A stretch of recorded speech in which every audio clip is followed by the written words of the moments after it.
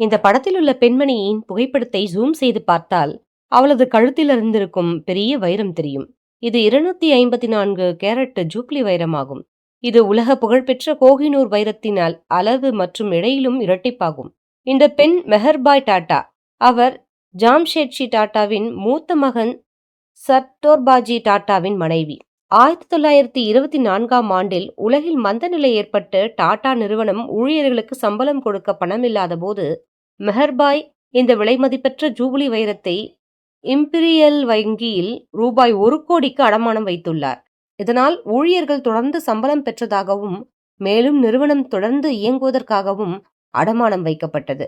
மெஹர்பாய் டாடா இரத்த புற்றுநோயால் பாதிக்கப்பட்டார். சரியான சிகிச்சையின்றி மரணமும் அடைந்தார். அவரது அகால மரணத்திற்கு பிறகு சர்டோர்பாஜி டாடா இந்தியாவில் புற்றுநோயாளிகளுக்கு சிறந்த சிகிச்சை அளிக்க எண்ணி இந்த வைரத்தை விற்று டாடா மெமோரியல் புற்றுநோய் ஆராய்ச்சி அறக்கட்டளையை உருவாக்கினார். அன்பிற்காகவும் மக்களின் நலன் கருதியும் உருவாக்கப்பட்ட இந்த அறக்கட்டளை மனித இனத்திற்கு கிடைத்த மிகப்பெரிய பரிசு. முரண்பாட்டை பாருங்கள். தாஜ்மஹாலை காதல் நினைவு சின்னமாக பெருமைப்படுத்துகிறோம். ஆனால் நம்மில் பலருக்கு நமது மக்களுக்கு உயிர் கொடுக்கும் வரலாறு உருவாகிய அடிப்படை செய்தி கூட தெரியவில்லை.